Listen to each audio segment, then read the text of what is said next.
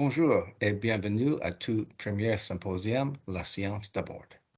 Je vous remercie d'être ici aujourd'hui et je regrette de ne pouvoir être présent en personne. Je suis le sénateur Dr. Stan Kutcher, sénateur indépendant qui représentait la Nouvelle-Écosse.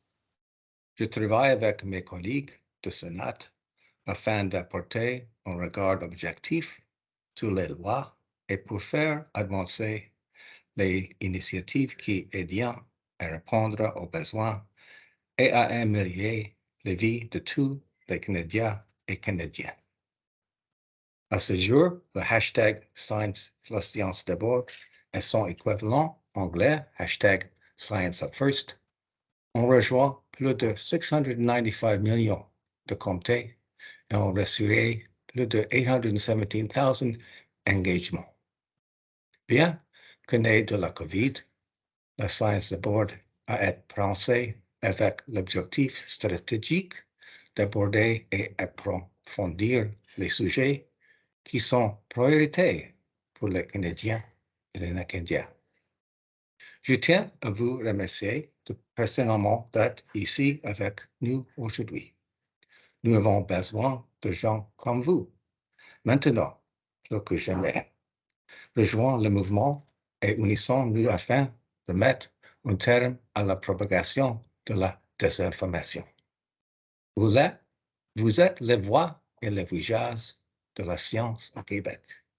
Et la culture québécoise est unique car elle permet aux spécialistes, tant francophones qu'anglophones, de parler à une communauté variée et de rejoindre tous les gens à travers le Canada.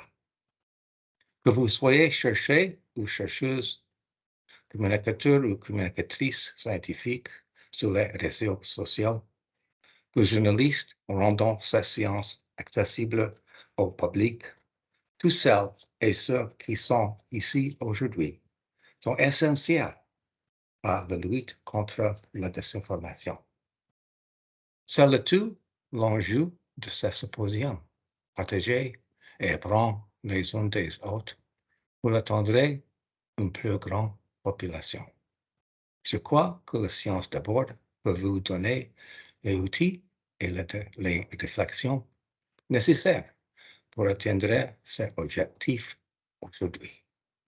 Nous sommes vraiment enthousiastes d'entendre vos idées et d'explorer les opportunités qui découleront de ce symposium extraordinaire. Une fois de plus, merci. Merci de vous être réunis aujourd'hui et d'avoir exprimé votre désir de combattre la désinformation avec nous. Bonne chance. J'ai une question pour vous, Pascal. Comment, à votre avis, peut-on mieux outiller, soutenir ou protéger les chercheurs, étudiants, étudiantes, communicateurs scientifiques et même les journalistes qui investissent l'espace public pour communiquer l'information scientifique au grand public? Outiller les chercheurs et outiller les journalistes, c'est deux choses, parce qu'effectivement, les chercheurs partent de beaucoup plus loin. Mon fantasme, ce serait qu'il y ait un cours de vulgarisation obligatoire au premier cycle pour tous les étudiants de sciences. Ce serait, à mon sens, un minimum. Ça l'était déjà il y a 20 ans, je pense que ça l'est encore plus aujourd'hui, en 2023. Puis quand on parle d'outiller, il faut bien comprendre que les lacunes qu'ont les chercheurs ne viennent pas juste du fait qu'ils n'ont pas suivi de cours de vulgarisation, parce que certains n'en ont peut-être pas suivi puis se débrouillent très bien. Je pense que mes deux collègues ici en sont des bons exemples. Mais le problème vient souvent que beaucoup de chercheurs, beaucoup d'étudiants au cycle supérieur minimisent ce que c'est la vulgarisation. J'en rencontre encore régulièrement pour qui vulgariser, ça va être facile, j'ai juste enlevé le jargon. Si c'était juste ça, achetez-vous un dictionnaire de synonymes, puis tout le monde peut faire de la vulgarisation. On ne réalise pas qu'il y a deux axes à peu près de valeur équivalente quand on fait de la vulgarisation. Le premier, c'est effectivement les habiletés à développer. Donc, on ne structure pas l'information de la même façon. Vulgariser, ce n'est pas enseigner, parce qu'on n'est pas devant un auditoire qui est là pour passer un examen. Puis donc, les habiletés à développer, il y en a des fois plus qu'on pense, dépendamment à qui on veut s'adresser. Puis l'autre axe, dont on parle moins souvent, c'est ça prend une connaissance minimale de c'est quoi ce qu'on appelle l'écosystème des communications. Il faut comprendre c'est quoi la différence entre un relationniste et un journaliste, par exemple? Quelqu'un qui est un communicateur embauché par l'Université de Montréal, bien, il est là pour mettre en valeur les recherches à l'Université de Montréal, ce qui n'est pas le cas du journaliste. Mais à l'inverse, le journaliste va faire des choses que le communicateur ne pourrait pas faire. Et ça peut orienter un chercheur dépendamment qui sait à qui il va parler. C'est important de savoir quelle est la différence entre un chroniqueur et un journaliste. Combien de fois je vois sur les réseaux sociaux des gens, y compris des scientifiques, qui vont critiquer en bloc un média parce qu'il y a une chronique qu'ils n'ont pas aimée et ils ne se rendent pas compte que la chronique, bien, c'est un texte d'une personne, c'est un texte d'opinion. Puis la dernière chose dans l'écosystème des communications, je rêve du jour où tous les chercheurs vont se rendre compte qu'il y a une différence entre un journaliste scientifique, donc un journaliste spécialisé en sciences, et un généraliste. Un journaliste scientifique, bien forcément, c'est sa spécialisation, puis il a développé des habiletés que les autres n'ont pas développées. Régulièrement, quand je vois des reportages dans la presse, dans les journaux qui me désolent, je me dis comment c'est qu'ils ont écrit ça. Dans 99% des cas, c'est un journaliste généraliste, puis peut-être quelqu'un qui a été parachuté là à 15 minutes d'avis, puis qui n'avait pas nécessairement les outils puis le recul nécessaire. Alors ça fait beaucoup de choses que je vous garoche, mais ça fait partie, ça, de ces habiletés, de ces outils que devraient avoir les chercheurs pour mieux vulgariser, puis dont il faut, dans certains cas, qu'ils prennent conscience qu'ils doivent avoir ces habiletés-là, qu'ils soient moins naïfs face à ce que ça représente, la vulgarisation.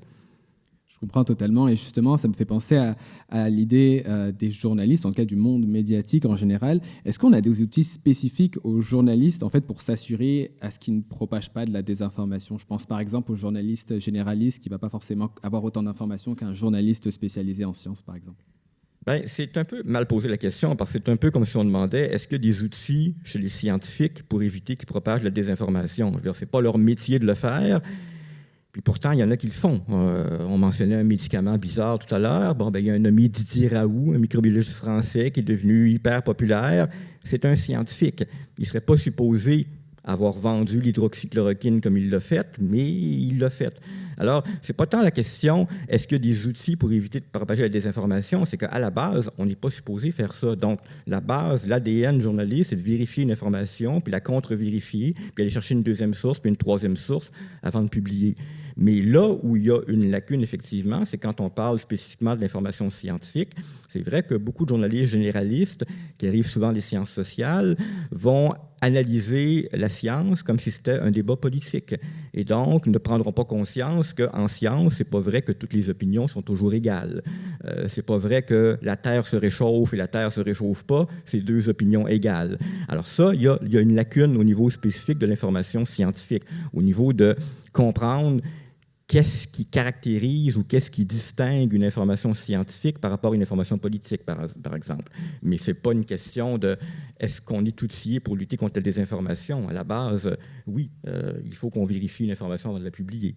Je comprends totalement. Et d'ailleurs, vous mentionnez juste avant pour les scientifiques d'avoir un cours obligatoire sur la communication scientifique qui peut aider justement à éviter de faire des erreurs qui pourraient mener à de la mésinformation.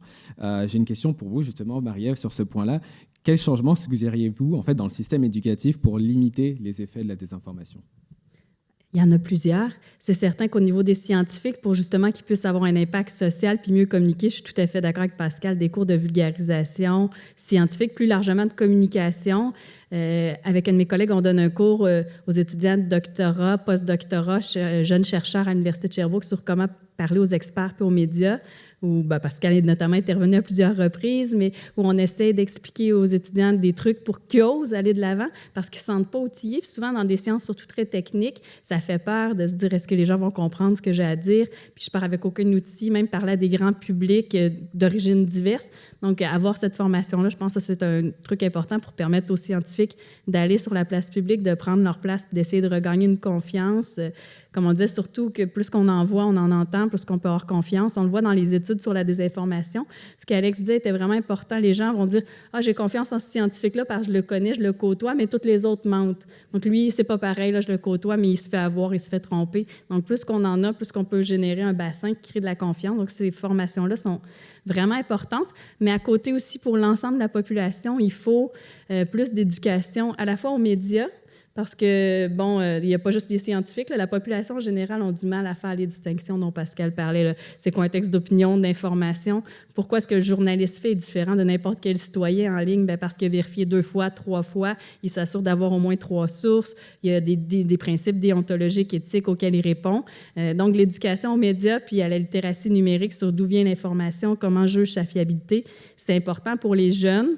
L'information à la science, comprendre comment la science se construit, qu'est-ce qui fait en sorte qu'on arrive à un résultat différent selon la méthodologie, selon l'étude. Ça, même des gens qui ont un grand cursus scolaire n'ont pas toujours eu cette éducation-là à la science. Comprendre comment la science se construit pour mieux, après ça, évaluer est-ce que c'est fiable ou pas une information et comprendre le politique également pour... Si on pense qu'on est dans une dictature au Canada, aujourd'hui, on a un problème. On a peut-être manqué un peu de comprendre le système politique. Et ça, je pense que, bon, en tant que société, on a un devoir de réflexion sur qu'est-ce qui a manqué à certains moments. Et ça ne se passe pas juste chez les jeunes. Oui, c'est important en ce moment, l'éducation à la science, aux médias, aux politiques chez les jeunes. Mais nous, dans nos recherches, on voit tout un pan de la population, 18-55 ans, qui adhère très fortement à la désinformation et au conspirationnisme. C'est pas par le banc d'école qu'on va les rejoindre. Donc, il faut aller dans les milieux de pratique, dans les syndicats, les ordres professionnels. Nous, on le fait beaucoup, donner des formations dans les milieux de travail pour juste aider les gens à mieux comprendre les enjeux. Donc, oui, l'éducation est importante, mais dans tous les pans de la société, je pense, pour donner des outils aux gens, puis pas leur dire quoi penser, mais leur dire comment aller chercher les informations pour se faire une bonne opinion après. Oui, ça fait énormément de sens. D'ailleurs, ce que vous dites, c'est beaucoup d'actions qu'on peut faire à certains niveaux, à certaines échelles, en fait. Et je voulais en venir à notre troisième partie, qui est le combattre la désinformation de façon un petit peu plus individuelle. On sait que l'information scientifique, par exemple, sur les rappels de vaccins ou les changements climatiques, ça peut avoir un effet bien modeste, en fait, finalement, sur l'opinion de certaines personnes. Ça peut être des proches, de la famille, etc. Comment on peut rejoindre ces gens individuellement avec la science ? Vous voulez dire les gens qui adhèrent à la désinformation, les rejoignent avec la science? Bien, c'est un long processus. Entre autres, dans l'ouvrage qu'on a publié là, cet automne sur Mon frère est complotiste, rétablir le lien et le dialogue social, c'est ce qu'on dit, ça se fait de façon très individuelle. Ça dépend le niveau de croyance aussi de la personne. Donc, des gens qui ont juste des doutes qui ne sont pas certains si une information est fiable ou pas, bien, on n'a pas le même défi à aller leur présenter du journaliste scientifique, de la vérification de faits pour qu'ils puissent avoir une opinion nuancée puis peut-être remettre en question leurs croyances. Mais des gens qui adhèrent très fortement, bien, on n'aura pas la même approche. Souvent, ce que différents experts conseillent à ce moment-là, c'est d'essayer de comprendre avec eux qu'est-ce qu'ils emmènent à croire ça. Pourquoi moi, je trouve que Didier Raoult est fiable, mais pas les autres médecins qui me disent tous le contraire. Qu'est-ce qui m'emmène à croire ça? Puis souvent, c'est là, en remettant en question nos croyances, d'où elles viennent, pourquoi, que là, on peut avoir une poigne pour peut-être aider la personne à remettre ses croyances en question. Mais c'est sûr que dépendant du niveau d'adhésion, l'approche doit être vraiment différente. Oui, puis il me semble que c'est aussi un travail qui peut être de longue haleine, puis qui peut être fatigant. Justement, ça m'amène une question pour vous, docteur Alex Carignan. En tant que médecin ou scientifique, comment on peut s'impliquer individuellement dans le combat contre la désinformation en évitant justement le burn-out? C'est une très, très bonne question parce qu'effectivement, il faut être conscient, je pense, dès qu'on s'embarque dans la communication, la vulgarisation, c'est un élément qui est, je dirais, qui est très exigeant. On ne se le cachera pas. Ça demande beaucoup d'énergie. Bon, si on parle, entre autres, de la présence médiatique, puis souvent, Pascal parlait que, bon, ce n'est pas donné à tout le monde, mais en fait, les gens aussi, souvent, vont minimiser le travail que ça peut demander. Ça demande beaucoup de préparation. Parce que certaines personnes ont tendance à penser que parce qu'ils sont experts dans un domaine, encore une fois, ça va être très facile. Mais transmettre l'information, ça demande la transformer, la digérer pour la rendre accessible au public et compréhensible. Ça demande un effort, ça demande un travail. Donc, même pour une entrevue grand public de 2 ou 3 minutes, souvent, moi, je vais mettre 15 à 30 minutes de préparation pour m'assurer d'avoir des messages clés qui sont clairs, un fil conducteur à l'entrevue. Donc, ça demande beaucoup d'énergie. Puis ça, c'est sans compter, en fait, évidemment, souvent, ça va s'ajouter à tout le reste du travail. Donc, je pense que c'est important parfois de s'accorder des pauses. On parle souvent du droit à la déconnexion. Je pense que c'est d'autant plus important lorsqu'on tombe dans la vulgarisation parce que maintenant, on peut vulgariser, on peut communiquer de façon constante, entre autres avec les médias sociaux. Donc, parfois, il faut prendre des pauses. Et on parlait d'être plusieurs, d'encourager ses collègues. Je pense qu'aussi, c'est justement de poursuivre le travail, d'encourager les gens, parce que plus on est nombreux, plus ça devient facile en groupe de communiquer. Puis souvent, dans la pandémie, on l'a vu, il y avait plusieurs personnes, donc on pouvait passer le flambeau parfois. Puis aussi, je pense qu'il faut respecter nos limites. Ça, c'est un autre élément qui est important. On peut parfois tomber dans le piège d'aller au-delà de notre expertise. Puis ça, je pense que c'est très, très important. D'abord, pour le respect du processus. Si on veut que les gens aient confiance, bien, ils doivent recevoir de l'information de gens qui ont une réelle expertise dans le domaine, mais aussi, mais en fait, je vais juste attendre. Prenez votre temps, il n'y a pas de problème.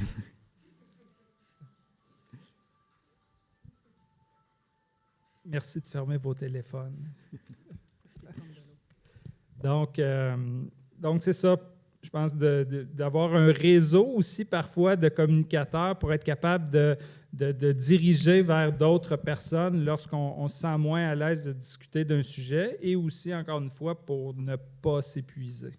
Ouais, je comprends tout à fait. Et puis, il faut aussi se rendre compte qu'il y a plus de gens qui sont capables de faire ce travail contre la désinformation et ne pas prendre toutes ces responsabilités à soi seul, parce que ça devient rapidement difficile et entêtant. Et d'ailleurs, ça me fait penser à une question pour vous, Pascal. En soi, on a écouté les deux réponses de nos spécialistes qui mentionnaient en fait qu'il y a plusieurs moyens de combattre la science à plusieurs niveaux. Mais vous êtes journaliste scientifique depuis un bon moment et la science a beaucoup changé depuis que vous avez commencé. À votre avis, comment on peut, d'un point de vue extérieur, croire une science qui est en constante évolution? J'aime pas le mot « croire » dans la science, parce que je crois pas en la science, je crois dans les faits, je crois dans ce qui est démontrable. Puis je pense même que ce serait une piste dangereuse que d'amener les gens à dire « il faut que vous croyiez à la science ». Parce que déjà, d'emblée, une bonne partie du problème, c'est que beaucoup de gens font pas la différence, comme je disais tout à l'heure, entre une opinion et un fait scientifique. Pour eux, ce que dit un scientifique, c'est une opinion, puis ce qu'ils ont trouvé sur Google, c'est une autre opinion, puis j'ai mon opinion, l'expert a son opinion, puis respectons l'opinion de tout le monde. Fait que, employer le mot « croire », je pense qu'il faudrait fuir ça le plus possible parce que c'est une fausse piste. Essayons d'enseigner aux gens à distinguer les faits des opinions, puis on va faire un grand pas en avant parce que les faits, à un moment donné, parlent par eux-mêmes.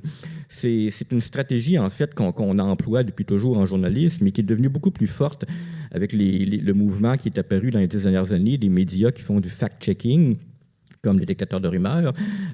On n'abordera jamais, par exemple, une théorie du complot dans son ensemble. On n'ira jamais dire non, Bill Gates n'a pas introduit des micropuces dans les vaccins.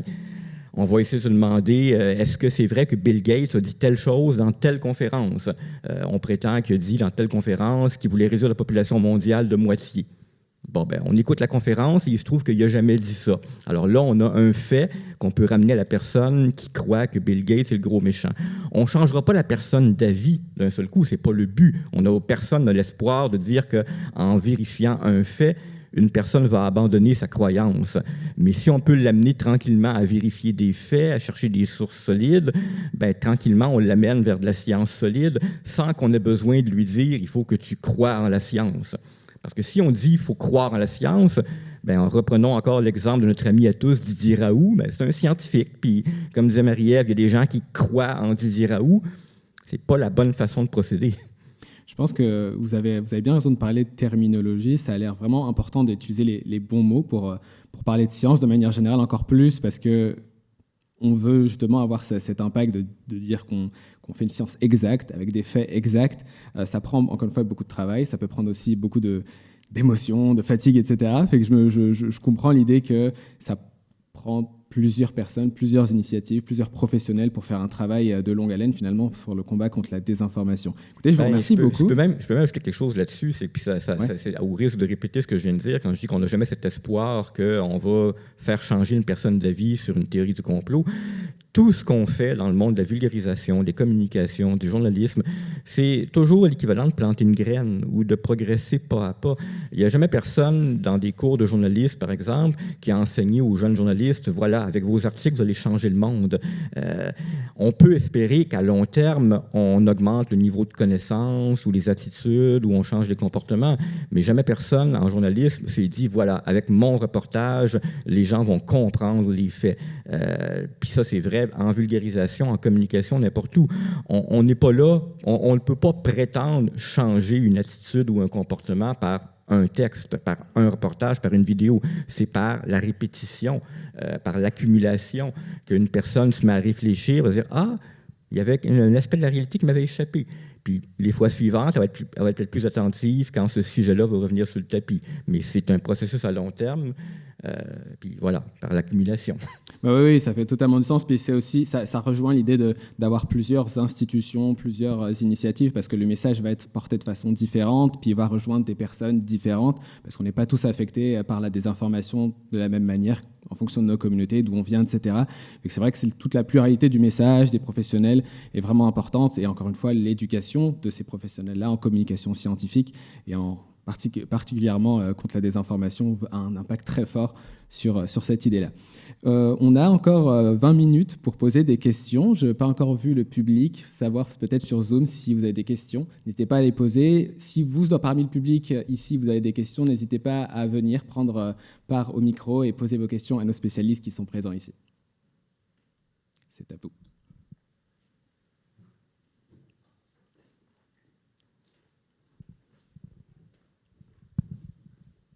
Ça marche, oui. Bonjour tout le monde. Bonjour, moi je m'appelle Charlotte, je suis doctorante en neuropsychologie à l'Université de Montréal. Puis déjà, merci beaucoup parce que je trouve ça déjà super chouette comme événement, super intéressant, puis très intéressant aussi de vous entendre. Puis moi, ça m'a beaucoup parlé ce que vous disiez, Monsieur Lapointe, par rapport aux outils.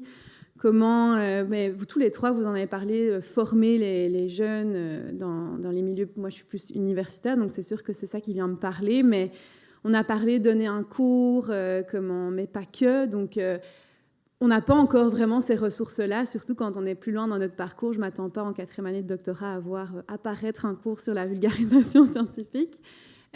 Donc, comment, à notre échelle, oui, à travers ce genre d'événements, mais comment est-ce qu'on peut aller chercher justement des formations, de l'information? Vous avez parlé de la littératie numérique. Moi, c'est des termes que je ne connais pas. Je suis en psychologie. Je ne connais rien, on va dire, en communication, si ce n'est mon expérience de terrain quand je fais de la vulgarisation scientifique. Donc, est-ce que vous pouvez nous donner quelques pistes, en fait, d'outils à aller chercher par nous-mêmes pour poursuivre cette auto-formation Déjà, des cours, il y en a quand même quelques-uns. Il y a quelques universités au Québec qui offrent un cours de vulgarisation. J'en donne un à l'Université de Montréal au premier cycle. Je suis toujours surpris de voir que quand ce cours-là revient une fois par 2 ans, il y a sur les 20 à 30 étudiants qui s'inscrivent, c'est essentiellement des étudiants en journalisme ou en communication, il y en a toujours 4 ou 5 qui viennent des sciences. Ils ont toujours pris ça comme cours complémentaire. Et je suis toujours surpris donc du petit nombre, parce que je leur demande comment vous avez su que ça existait, puis grosso modo, ils ont tapé vulgarisation dans le moteur de recherche. L'information, pourtant, la faculté d'éducation permanente qui offre le cours, je leur répète chaque fois, publiciser le cours dans la faculté de sciences, ils le font, mais manifestement, l'information ne se rend pas. Alors, ça existe donc. De ce genre de cours-là, il n'y en a pas beaucoup, mais il y en a. Bon, dans une version moins ambitieuse, il y a des formations offertes par l'ACFAS ou par l'Association des communicateurs scientifiques. On parle de formation de 2 heures, peut-être, une soirée d'initiation à la vulgarisation. Il y a aussi diverses formations données en ligne, puis il y a des livres ici et là. Fait que c'est des choses dispersées, éparpillées. C'est bien organisé, mais ce n'est pas bien publicisé. Alors, il faut vraiment chercher, dépendamment de la ville où vous êtes ou de ce à quoi vous avez accès comme ressources. Okay, merci. Comme je disais, à l'Université de Sherbrooke, nous, ils ont mis un cours en place pour les doctorants, les postdoctorants, pour les aider. On aborde la vulgarisation scientifique, mais plus largement des outils de communication pour parler à différents publics qui sont moins familiers avec le sujet. Donc, ça existe à différents endroits, mais ce n'est pas toujours connu ou bien communiqué. Aussi, à l'ACFAS, justement, le prochain congrès, on a un atelier là-dessus sur essayer de peut-être structurer puis mieux travailler ensemble, ceux qui font de la communication contre la désinformation ou de la vulgarisation scientifique. Donc, il y a des réflexions. Je vois votre collègue juste derrière qui a fait des capsules en ligne pour les doctorants puis les chercheurs sur la vulgarisation scientifique. Donc, c'est le genre d'outil intéressant que vous pouvez aller voir les capsules qu'elle a créées en ligne. Merci. Puis, si je peux me permettre, j'aurais comme une deuxième sous-question aussi par rapport à ça. Toujours dans le lien du plus domaine scientifique universitaire, vous avez parlé des chercheurs. Puis souvent, c'est comme un nouveau mouvement, en tout cas de mon expérience personnelle, que les étudiants s'intéressent de plus en plus à la vulgarisation, le transfert de connaissances, la communication scientifique. Mais parfois, on se heurte à des professeurs qui sont peut-être d'autres générations qui s'intéressent moins ou qui laissent moins la place dans les parcours de doctorat, notamment à cet aspect-là, vu que c'est moins central pour l'instant, en tout cas. Puis c'est plus une réflexion, mais ce serait quoi votre discours, justement, à ce type de profil-là de professeurs, de chercheurs ou que sais-je, qui sont peut-être moins ouverts ou qui voient moins la pertinence à ce moment-là d'un parcours d'essayer d'emblée, tout de suite, de transférer les connaissances sur la vulgarisation? Parce que c'est sûr qu'en tant qu'étudiant, ça arrive qu'ils nous disent pas le temps, pas la priorité, fais autre chose. Ça tend à changer. Ça tend à changer vraiment. Avant, c'est vrai qu'on disait concentre-toi sur ta publication scientifique, pas la vulgarisation, prendre de l'expérience, c'est pas l'important, puis c'est peut-être pas reconnu même vraiment dans la promotion d'un professeur. Maintenant, ce qu'on voit de plus en plus, c'est que les organismes de financement, les fonds de recherche québécois, canadiens, valorisent si vous avez fait des entrevues dans les médias, si vous savez vulgariser. Donc, ça devient un critère de financement. Et là, ça change un peu la donne. Donc, en considérant que ça peut devenir un critère important pour les promotions, le financement, bien, ça crée plus d'ouverture. Et il y a vraiment une sensibilité en ce moment, je le sais, en tout cas des fonds de recherche, notamment du Québec, de davantage valoriser ça dans leurs critères là, de promotion et de financement. Donc, ça va donner peut-être une espèce de motivation, disons, aux professeurs qui étaient moins enclins à favoriser ça pour l'avenir. Donc, c'est de plus en plus reconnu comme un élément quand même important dans le parcours des chercheurs. Puis, c'est vrai qu'à côté, bien, justement, les formations pour expliquer comment parler aux médias, comment vulgariser sont importantes pour des fois combattre des résistances. Il y a beaucoup de chercheurs qui ont peur d'aller de l'avant parce qu'ils ont peur de sortir. Il y a deux phénomènes. Il y a ce qu'Alex disait, des fois, en allant dans les médias, on se met à parler de tout et de rien, puis on sort de notre ère d'expertise et c'est dangereux parce qu'on devient un peu des tautologues qui, parfois, parlent un peu à travers leur chapeau, mais il y a aussi beaucoup de chercheurs qui sont frileux de dire « Moi, je travaille juste sur cet aspect bien pointu-là de mon domaine, donc je ne peux pas parler du reste. » Et dans nos formations, on les amène à réfléchir « Bien, écoute, ton domaine a quand même une certaine ampleur. Donc oui, peut-être ta recherche est spécifique, mais tu es quand même capable de parler d'un certain domaine d'expertise. » Et ça, il y a quand même des professeurs à qui ça fait peur de sortir de leur recherche très, très pointue. Donc ça aussi, c'est un apprentissage tranquillement, à mettre nos limites, mais qu'elles sont un peu plus larges que ce qu'on aurait pensé au début. Puis ça, parfois, c'est une crainte du jugement de collègues ou autres. Et en le faisant, on se rend compte que les collègues ne jugent pas du tout, là, à moins qu'on ait vraiment, qu'on ait se prononcer dans un domaine qui n'est pas du tout le nôtre. Puis dans le domaine de la recherche, on voit aussi de plus en plus l'implication des patients partenaires. Puis ça, je pense que ça incite beaucoup les chercheurs, ça renforce l'importance d'amener l'information au public. Puis en impliquant les patients souvent dans la recherche dès le départ, ça les force justement à réfléchir à des aspects de vulgarisation. Puis je pense que ça renforce peut-être même chez des gens qui sont moins portés spontanément à y aller. Je pense que c'est inévitable. Comme Marie-Ève mentionnait, je pense aussi dans le processus de financement, ça aussi, je l'ai vécu dernièrement, on voit que ça a une importance de plus en plus grande. Puis je pense qu'on ne peut que saluer ces initiatives-là.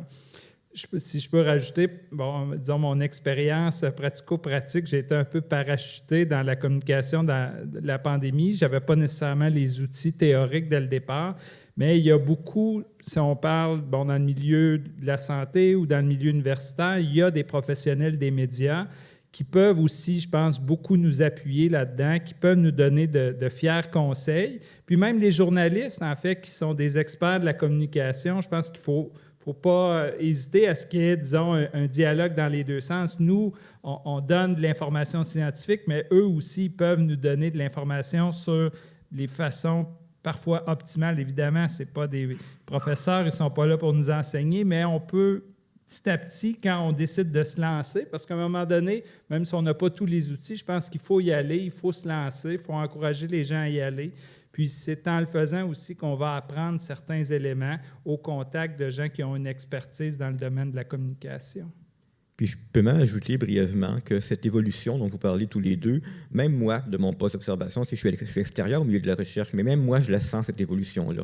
À l'agence Science Presse, on avait parti une émission il y a 12 ans, il y a 14 ans, une émission de radio appelée « Je vote pour la science », qui parle des interrelations entre science et politique, ou économique, ou sociale. Donc, ça oblige les chercheurs à venir parler, non pas de leur recherche, mais d'implications sociales, de retombées sur la société.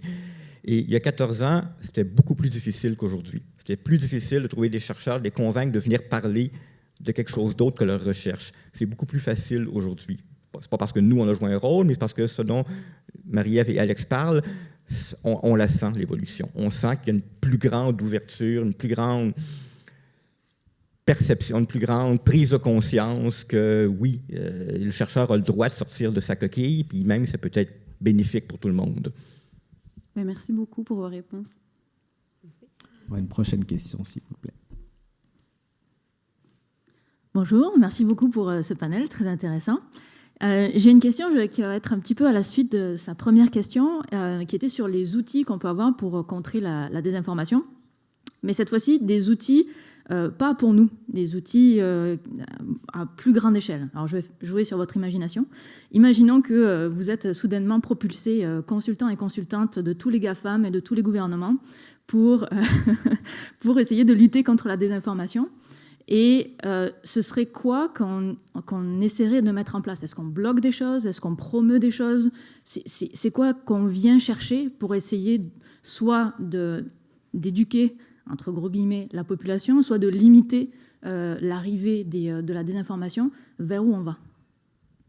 C'est difficile comme réponse parce que je suis toujours un peu partagée sur bloquer des choses en ligne ou sur les plateformes parce que, bon, la vérité change. Donc, bloquer un contenu à un moment qui s'avérerait vrai plus tard parce qu'on a des nouvelles connaissances, c'est quand même délicat. Donc, il faut vraiment être sûr qu'on le fait avec parcimonie. En plus, ça nourrit quand même un discours quand on regarde dans les cercles conspirationnistes, tout ça. Mais c'est vraiment, ça devient un contre-argument. On dit, dépêchez-vous de partager telle information parce que comme elle démontre la vérité, on va se faire censurer par le pouvoir en place. Et donc, ça vient renforcer l'argument. Alors, c'est délicat, je n'ai pas une réponse parfaite, mais bon, j'en parlais tout à l'heure, je pense que l'éducation, notamment aux médias, au numérique, est vraiment une piste intéressante. Et en ce moment, un des défis qu'on a, c'est qu'on n'évalue pas nécessairement tellement l'impact de ces formations-là. Donc, c'est un des projets sur lesquels on travaille beaucoup avec différents collègues en ce moment, essayer d'évaluer à court, moyen, long terme l'impact des formations qui tentent de contrer la désinformation. Donc, j'en ai un projet avec l'agence Science Presse, justement, sur départager le vrai du faux. On a un autre projet avec les As de l'info pour voir à quel point leurs informations peuvent peut-être avoir un effet chez les jeunes pour contrer de la désinformation sur différents sujets comme, justement, le climato-sceptisme. Et je pense qu'en regardant l'effet que ces formations ont, on va peut-être pouvoir dire, bien, regardez, vous voyez qu'elles fonctionnent bien, donc misons davantage là-dessus pour les rendre plus uniformes, pour les diffuser davantage. Donc, je pense qu'on a besoin d'aller chercher des connaissances sur l'effet que les différentes initiatives ont en ce moment pour essayer de pousser ensuite de les rendre davantage uniformes et plus partagées un peu partout parce que souvent, c'est des initiatives individuelles qui n'ont pas beaucoup de moyens, qui ont besoin d'être davantage financées et relayées. Donc, ça, c'est une partie de réponse peut-être là, en ce moment, puis de réfléchir justement à mettre en place ces outils-là, certainement. Je peux même enchaîner là-dessus parce que c'est sûr et certain que tout ce qu'on regroupe sous le chapeau d'éducation à l'information, il va falloir investir davantage là-dedans. Ça inclut des choses aussi banales que ce que j'énumérais tantôt quand je disais distinguer un chroniqueur d'un journaliste, mais ça inclut des choses aussi comme ce qu'il y a dans les formations dont parle Marie-Ève. L'agence Science Presse a contribué à créer une formation qui s'appelle 30 secondes avant d'y croire, qui est donnée dans les écoles secondaires, qui est donnée par des journalistes. Et le but premier de cette formation-là, c'est d'apprendre aux jeunes à développer des réflexes de base avant de partager une information. Comme par exemple quelque chose aussi banal que voudriez-vous, s'il vous plaît, lire un texte avant de le partager? Ou écouter une vidéo avant de la partager. Les statistiques... On le voit souvent que des gens ne l'ont pas lu parce que des gens s'insurgent contre un titre. Ouais. Et tu vas lire l'article, tout de suite, ça déconstruit un peu le titre, mais clairement, les gens qui l'ont partagé ne l'ont pas lu, puis ça propage la désinformation. Donc, on en rit, mais c'est on en rit, mais il y a même des statistiques de Facebook qui datent de quelques années, mais qui nous montraient qu'il y avait plus de la moitié des textes partagés sur Facebook l'avaient été par des gens qui ne les avaient pas lus. Alors, évidemment, dans l'eau, il y a de la désinformation qui se propage parce que la personne a aimé le titre ou le titre l'a choqué. L'autre truc de base, vérifier la source. Est-ce que Radio-Canada ou bien monblogamoi.com, c'est pareil? Non. Alors, il y a plein de gens qui se rendraient compte que monblogamoi.com, c'est pas sérieux, puis ils diraient, bon, peut-être que je devrais aller chercher une autre source. Je sais que ça a l'air banal de dire comme ça, mais vous seriez étonné de voir que si tout le monde développait ces réflexes de base-là, ben, au moins la quantité de désinformation qui circule diminuerait. Elle ne disparaîtrait pas, mais il y en a une partie qui cesserait d'être partagée parce que les gens se rendraient compte du premier coup d'œil que, oups là, ça n'a pas l'air sérieux, cette source-là. Il y a peut-être un élément qu'on n'a pas dit non plus, mais justement, aujourd'hui, on a un événement, la séance d'abord.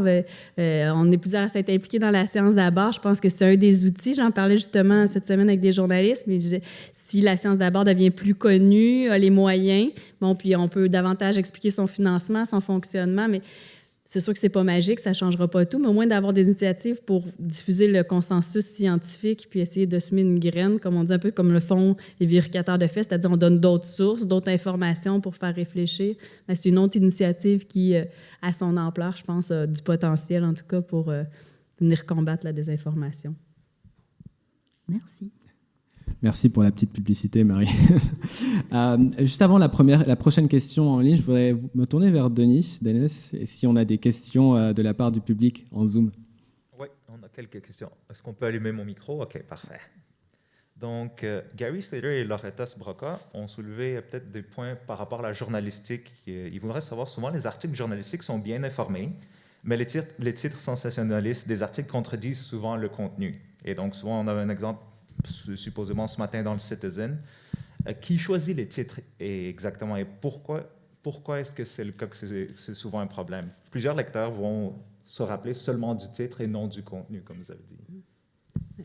Oui, ben, dans les journaux, souvent, ce n'est pas le journaliste qui fait le titre. Il y a un métier qu'on appelle pupitreur. C'est la personne qui est en charge de tout ce qui est avant la mise en ligne, c'est-à-dire relire l'article, réviser et entre autres, choisir le titre. Et on a effectivement beaucoup d'exemples dans l'histoire du journaliste de titres qui ne collaient pas à l'article et qui ont même choqué le journaliste quand il a vu ça le lendemain matin.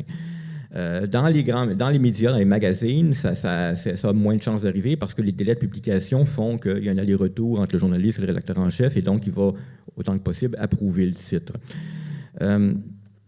Il y a deux catégories de titres quand même. Il faut faire attention. Il y a effectivement des titres qui contredisent l'article ou qui vont à l'encontre ou qui envoient un mauvais message. Et il y a des titres qui vont être parfois mal interprétés par la personne qui est interviewée parce qu'elle, c'est pas la façon dont elle l'aurait dit. Et c'est un phénomène qu'on rencontre souvent chez les chercheurs. Là. Je suis dans ce métier-là depuis assez longtemps pour avoir rencontré des chercheurs à qui, quand on leur disait que le titre de leur recherche, qui faisait 4 lignes de long, il faudrait peut-être le raccourcir un petit peu. Là, déjà, il criait au sensationnalisme. Donc, il faut faire attention avec le mot sensationnalisme. Je suis parfaitement d'accord. Je suis certain qu'on pourrait regarder les titres puis être tous convenir que ça n'a pas d'allure, pourquoi ils ont mis ce titre-là. Puis il y a d'autres cas où c'est nécessaire de jazzer un peu ça pour attirer l'attention parce qu'on est dans une mécanique, dans une réalité où tout le monde ne peut pas être intéressé à tout. Mais en même temps, on ne veut pas que nos articles soient lus seulement par les gens qui étaient déjà intéressés par le sujet. Ça serait mortel. Si le journalisme ou si la vulgarisation se donnait pour but de dire « bon, je ne me forcerai pas parce que de toute façon, il y a toujours 2-3% de la population qui va être super intéressée par mon sujet. » Oui, mais ceux-là vont vous lire de toute façon. Donc, des fois, le titre peut être une façon d'attirer l'attention de gens qui, a priori, ne seraient pas intéressés par le sujet. Mais évidemment, sans tricher sur la réalité. C'est d'ailleurs pour ça que le Conseil de presse, j'ai travaillé quelques années au Conseil de presse du Québec, puis le Conseil de presse, quand il blâme pour un titre qui n'est pas représentatif de l'article, il ne blâme pas le journaliste, il blâme le média, parce que souvent, ça ne relève pas du tout du journaliste, la faute de ça. Donc, il faut faire attention, parce qu'après ça, des gens vont dire que le journaliste a mal fait le travail. Ce n'est pas du tout le cas, nécessairement. C'est vraiment une bonne réponse. J'avoue que je ne le savais pas du tout, là, que ce n'était pas le journaliste qui faisait le titre. C'est vraiment intéressant. Je me demandais s'il y avait une autre question de la part du public. Ouais. Oui, une autre question. Donc, ce n'est pas tout le monde qui peut avoir l'expertise et la connaissance, non seulement du processus scientifique, mais de la base de données scientifique, de la connaissance scientifique. Est-ce qu'on devrait peut-être plus se concentrer à communiquer la connaissance ou vraiment le processus scientifique? Et puis, qu'est-ce qu'on devrait faire peut-être pourtant faire à l'école dans nos programmes scolaires? On enseigne le processus scientifique, mais pourtant, ça ne semble pas être assez. Je pense, personnellement, un comme l'autre a autant son importance. La connaissance doit se rendre aussi au public, mais comme Marie-Ève le mentionnait, je pense que la connaissance du processus aussi est importante, puis doit se faire, je pense, de plus en plus jeune. Je regarde mes propres enfants, 9 et 11 ans, ils sont exposés à une quantité de connaissances, en fait, de faits, d'opinions très, très rapidement maintenant. Avec YouTube, c'est continuel aussi. Donc, je pense que très rapidement, on doit leur enseigner, en fait, à départager les faits, des opinions, la qualité, en fait, aussi de l'information. Donc, je pense que c'est tout aussi important pour ensuite leur transmettre la connaissance scientifique en elle-même. J'ajouterais à ça que je pense qu'on devrait mettre encore plus l'accent sur le processus parce que, tout en étant d'accord avec le fait que les deux vont ensemble, ce que je constate dans ce que je lis sur les réseaux sociaux, c'est qu'il y a une méconnaissance gigantesque du processus.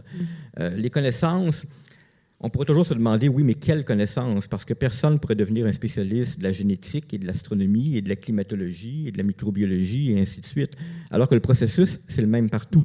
Et c'est fou de voir à quel point, pour beaucoup de gens, il a publié une étude, donc, OK, ça règle le problème, il a raison. Donc, le processus, c'est sûr que quand on enseigne le processus à l'école secondaire, on va enseigner, oui, hypothèse, expérimentation, conclusion. Mais si on s'arrête là, on n'est pas allé assez loin. Qu'est-ce qu'il fait après être arrivé à sa conclusion, le scientifique? Il publie une étude. Pourquoi il publie une étude? Pourquoi c'est important? Vous seriez surpris de voir que pour beaucoup de gens, c'est un mystère. L'un des collègues ici publie une lettre d'opinion dans Le Devoir ou bien publie une étude dans Nature. Pour plein de gens, c'est pareil. Ils ont donné leur opinion. Alors, c'est ça le processus aussi pour moi. Quand je parle qu'il faut enseigner le processus, c'est ça aussi que ça veut dire. Oui, puis il n'est pas enseigné partout de la même façon, sans vouloir contredire la question, mais beaucoup d'études montrent que d'une école à l'autre, on n'a pas les mêmes moyens. Donc, il y a certains parcours scolaires qui ont peut-être davantage exposé, mais il y a d'autres endroits où les étudiants n'ont à peu près pas entendu parler de c'est quoi une question de recherche, une hypothèse, un échantillon de méthodologie. Puis, selon le domaine, en plus, qu'on choisit après ça, rendu au cégep ou à l'université, peut-être qu'on ne revoit jamais ça, qu'on a oublié les bases si on les a acquises, mais c'est vraiment pas uniforme comme formation, en plus d'être nécessaire à la fois là, de connaître, je pense, le processus et les données scientifiques actuelles. Donc, je partage amplement ce que vous avez dit tous les deux, mais en plus, il y a un défi de l'apprendre. Juste peut-être rajouter sur le fait, Pascal, vous parliez une étude, par exemple, un article de journal qui va rapporter une étude. Ça, on voit souvent ça.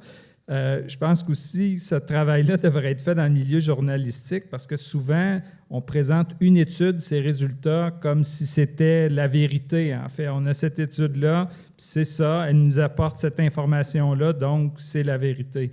Alors que cette étude-là s'inscrit, encore une fois, dans le processus scientifique, s'inscrit à travers d'autres études qui avaient une méthodologie différente, qui apportaient des résultats souvent différents, puis ça, c'est pas du tout mis en contexte. Donc, ça, je pense qu'on aurait davantage de travail à faire. Bon, on prend l'exemple qui n'est pas nécessairement dans mon domaine, souvent sur l'effet de l'alcool, par exemple, sur les maladies cardiovasculaires. Bon, dès qu'il sort une nouvelle étude d'un plus grand impact, on la rapporte. Mais bon, c'est un débat qui est beaucoup plus large que cette étude-là. Tout à fait. Je comprends, merci beaucoup. Je pense qu'on va conclure avec une dernière question du public, parce que je vois que le temps passe quand même vite. On s'amuse bien. Allô. Moi, la question que je me pose, c'est si on veut encourager le public, a.k.a. monsieur et madame tout le monde, à lutter contre la désinformation, c'est quoi des stratégies qu'on peut leur donner pour engager un dialogue avec justement quelqu'un qui propagerait la désinformation, mais pour que ça ait un impact réel chez cette personne-là? Est-ce qu'il y a des petites pistes, des outils? C'est une bonne question. Les collègues pourront compléter, mais je pense déjà, il y a une responsabilité individuelle de ce que, entre autres, Pascal parlait tout à l'heure, c'est-à-dire en tant que personne, la première chose que je peux faire, c'est m'assurer de ne pas partager la fausse information.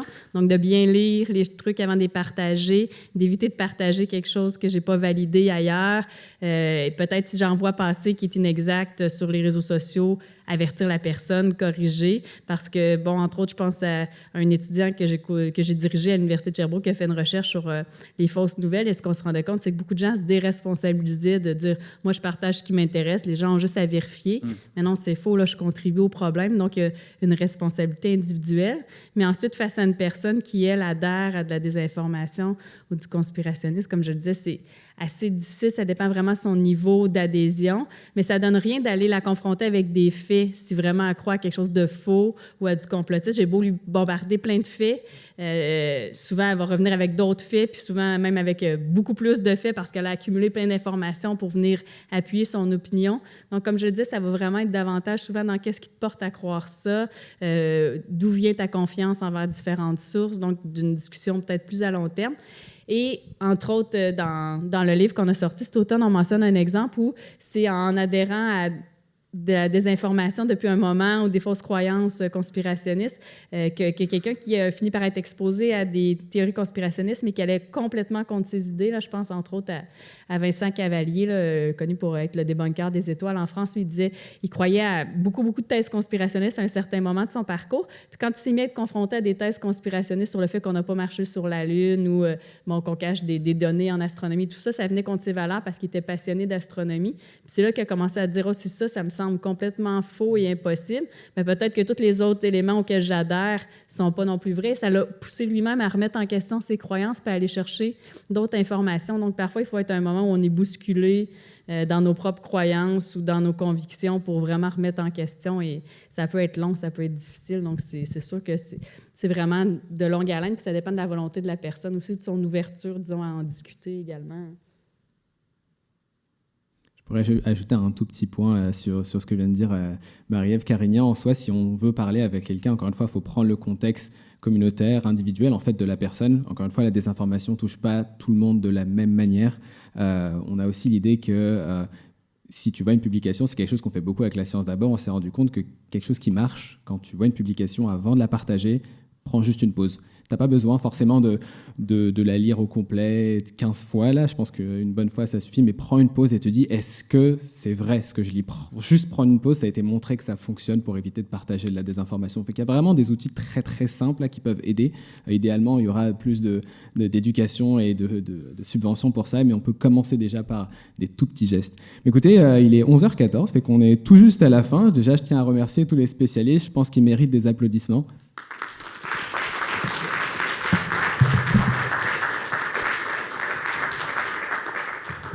Je pense qu'il est temps de faire une petite pause café qui est quand même bien méritée. Là, je vous invite à nous rejoindre dans le couloir en descendant des escaliers juste à droite.